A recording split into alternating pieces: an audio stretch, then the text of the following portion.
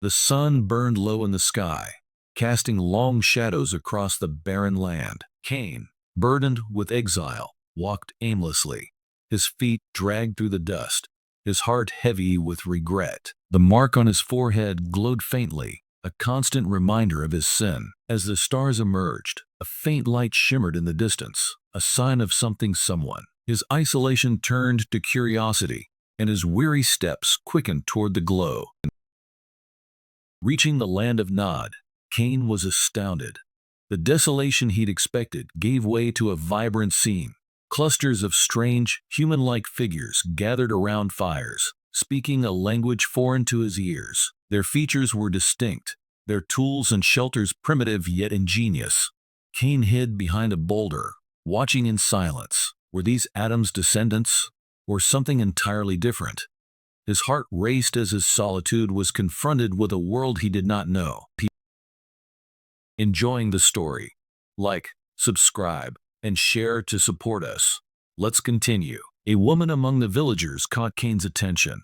Her features were otherworldly yet familiar, her movements confident and fluid. She seemed to sense his presence. Her gaze turning toward his hiding place, Cain froze. She approached, unafraid, her voice breaking the stillness. "You need not hide, marked one," she said. Her tone was calm but carried authority. Cain felt exposed yet intrigued. Who was she?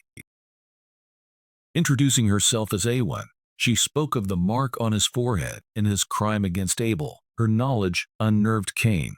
She explained that the people of Nod were aware of Adam's family. Their deeds whispered among her kin as tales of divine origins. Cain demanded how she knew so much, but her answers hinted at forces greater than any he had encountered. Awan spoke of creation, the divine, and sin, as if she were an ancient scholar. Awan brought Cain to her village. The people looked at him with a mix of awe and fear, some bowing their heads, others whispering. Cain was an enigma, his mark drawing both reverence and dread. They spoke of him as a figure in their legends, a cursed yet chosen one. As Cain listened to their tales, he realized that his story was already shaping the narrative of humanity beyond Eden.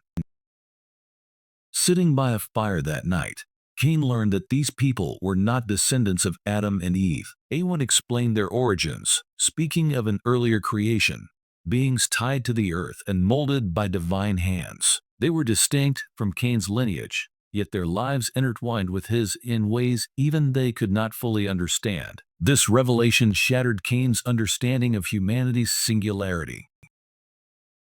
Awan recounted the tales of her people's creation, describing glowing beings who shaped them from soil and imbued them with the spirit of life. Unlike Adam and Eve, they were not created in God's direct image, but were a testament to the divine's connection to the earth. Their lineage was a mystery, even to themselves, their existence proof of a world far older than Cain knew. Over days and nights, Cain and Awan grew close.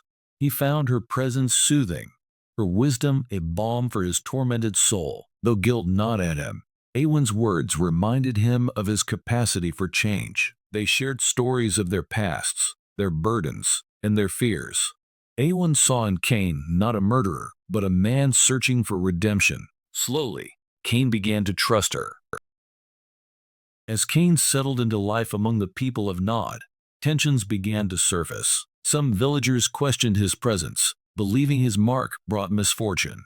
Others saw him as a figure of destiny, a bridge between their lineage and Adam's. A council of elders convened to decide Cain's fate. Their judgment would change the course of his life. The elders studied Cain's mark, interpreting it as a dual symbol of curse and destiny. One elder spoke of a prophecy, a marked one who would unite divided peoples and guide humanity into a new age. The revelation caused division within the village, but Cain could not ignore the weight of these words.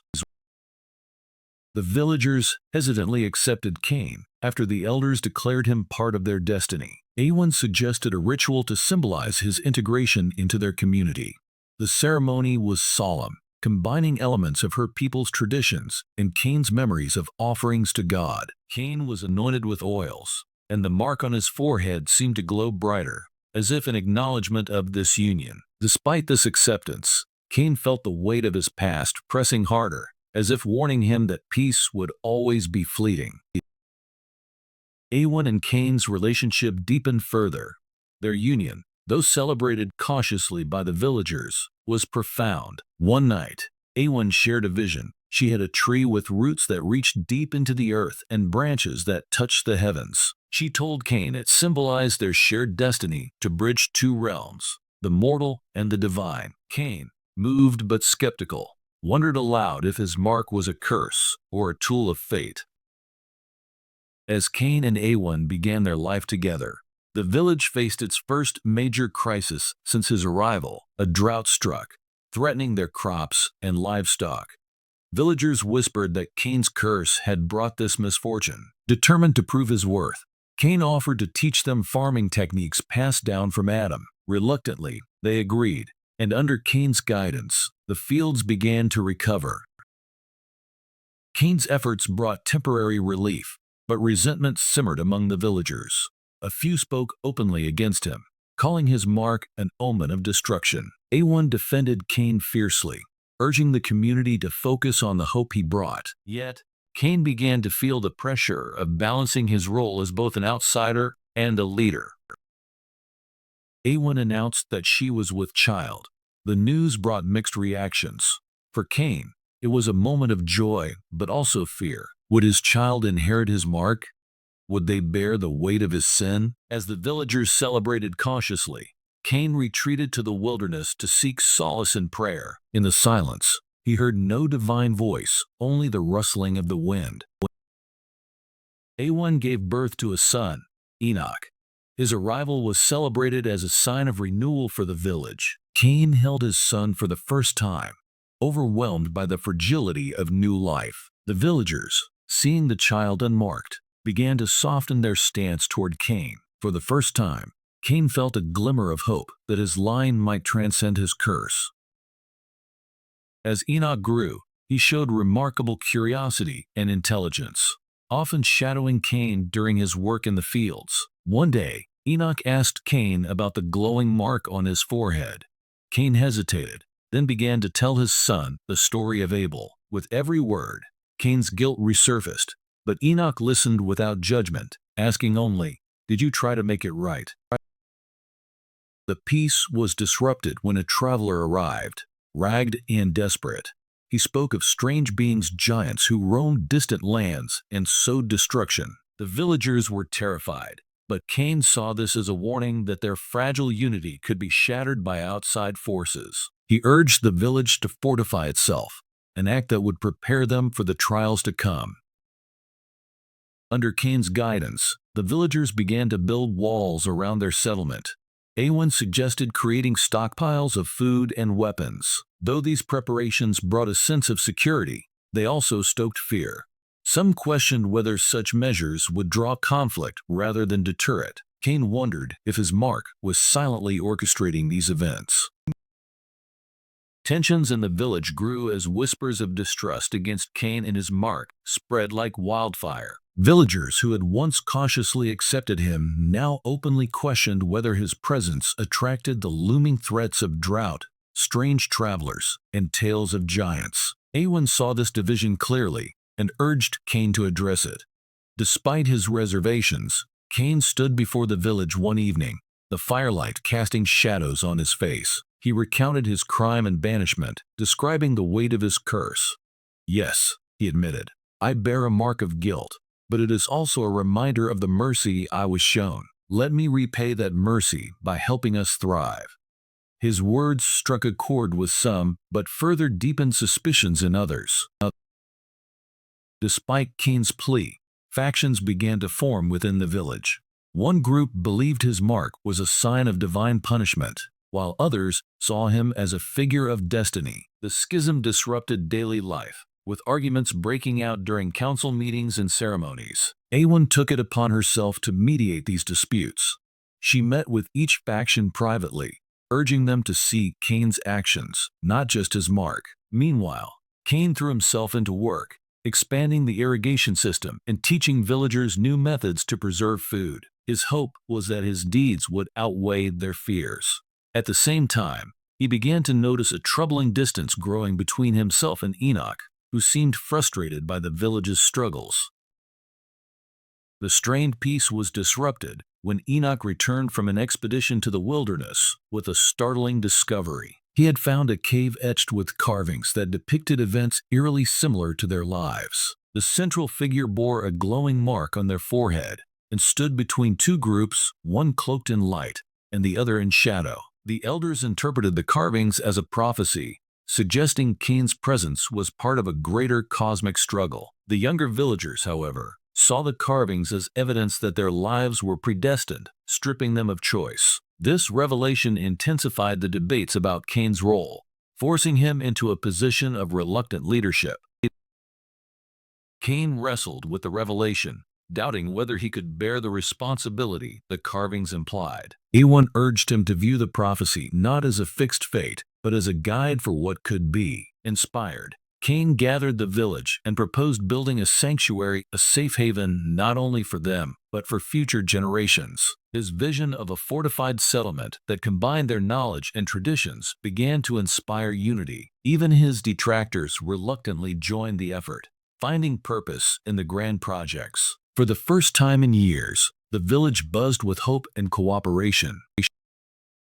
As the sanctuary's walls rose, travelers from nearby lands arrived, drawn by stories of Cain and his mark. Some came seeking refuge, others with curiosity, and a few with envy. Among the arrivals was a nomadic tribe, led by a fiery chieftain who viewed the sanctuary as a threat to his people's way of life. Cain invited him for a parley, where they shared their fears and ambitions over a night of tense negotiation. In the end, the two leaders reached a fragile truce, agreeing to a trade of goods and knowledge. However, the chieftain's parting words lingered in Cain's mind.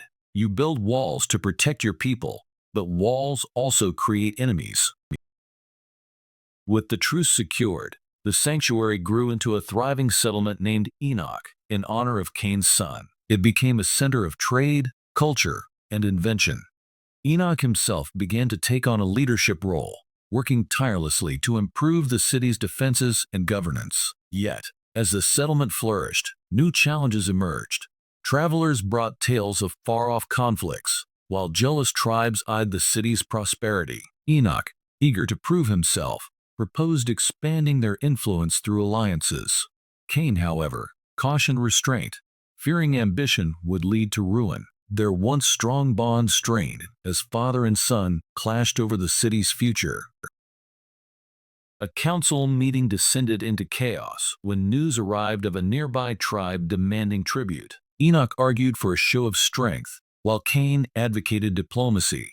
The argument escalated, with Enoch accusing Cain of being ruled by his fear of his past. You speak of redemption, Enoch said, but all I see is a man too afraid to act. Hurt but resolute, Cain chose to meet with the tribal leader alone. Awen begged him to reconsider, fearing the risk, but Cain felt he needed to prove that redemption was not weakness. Cain's meeting with the tribal leader was fraught with tension. The leader, seeing Cain's mark, accused him of being cursed and unfit to lead. Cain responded calmly, offering resources and shared knowledge in exchange for peace. The leader laughed at first, but eventually conceded, impressed by Cain's composure and determination. As Cain returned to the city, he reflected on how the mark, once his greatest burden, had become a symbol of resilience. He hoped that this moment would serve as a lesson to Enoch, but he also feared the growing ambition in his son's heart. Enoch, however, saw Cain's negotiation as a sign of weakness. He began rallying younger villagers to his vision of expansion and conquest, arguing that strength was the only path to survival. Awen, seeing the growing divide between father and son, tried to mediate. She reminded Enoch of the lessons Cain had imparted and the cost of unchecked ambition. For a time, her words softened Enoch's resolve, but tension lingered. The city's future teetered on a knife's edge, caught between Cain's cautious wisdom and Enoch's fiery determination. The fragile peace was shattered when an army of marauders attacked the city. Enoch led the defense, fighting bravely alongside the villagers. Cain, though reluctant, took up arms to protect his family. The battle was fierce, with lives lost on both sides. As the marauders retreated, Cain stood atop the walls, bloodied but unbroken, the mark on his forehead glowing faintly in the dawn. The city had survived, but the cost was great. Enoch, hardened by the battle, declared that this was proof they needed to assert their dominance, while Cain mourned the lives lost and prayed for guidance. As the city recovered, Cain gathered his family and elders to reflect on their journey. He told them that strength lay not in walls or weapons, but in unity and wisdom. Though he feared for Enoch's future, he saw hope in the foundations they had built together. Cain decided to step back from leadership, passing the mantle to Enoch, but reminding him of the cost of ambition. In his final days, Cain found peace walking the fields outside the city, knowing that despite his past, he had created something lasting. The mark on his forehead dimmed, as if signaling the end of his penance and the beginning of a new chapter for humanity.